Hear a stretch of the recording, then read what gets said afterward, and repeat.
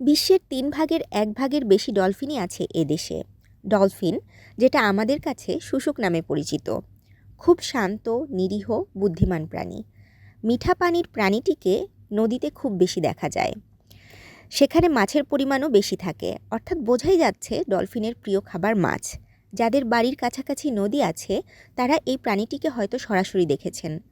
টুপ করে মাথা জাগিয়ে শ্বাস নিয়ে আবার ডুব মারে। ডলফিন শ্বাস নেওয়ার জন্য 3 থেকে 4 মিনিট পর পর পানির উপরে মুখ তুলে শ্বাস নেয় এবং শ্বাস ছাড়ে। ডলফিনের ব্রেনের একটা অংশ শ্বাস নেওয়ার কাজ করে এবং অন্য অংশ ঘুমের সময় হলে ঘুমায়। এরা সাধারণত গভীর পানিতে থাকে, তবে কিছু কিছু সময় 20 থেকে 30 ফুট গভীর পানিতে চলে আসে। ডলফিন লম্বায় 10 ফুট পর্যন্ত হয়। মজার ব্যাপার হলো, ডলফিনরা পানিতে বাস করলেও এরা স্তন্যপায়ী। সরাসরি বাচ্চা প্রসব করে ও বাচ্চা লালন পালন করে। 9 মাস পর পর বাচ্চা দেয়।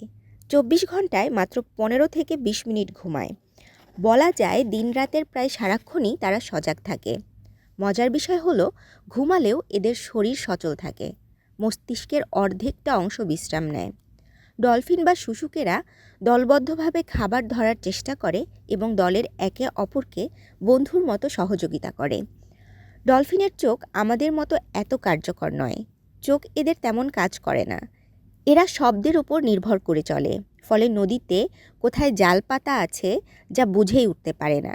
এই সুযোগে দুষ্ট জেলেরা ডলফিন শিকারে মেতে ওঠে।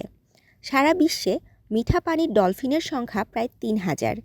এর মধ্যে সুন্দরবন, কর্ণফুলী, সাঙ্গু, রূপসা, সুরমা, হালদা, সন্ধ্যাসহ অন্যান্য নদীতে প্রায় 1352টি ডলফিন আছে।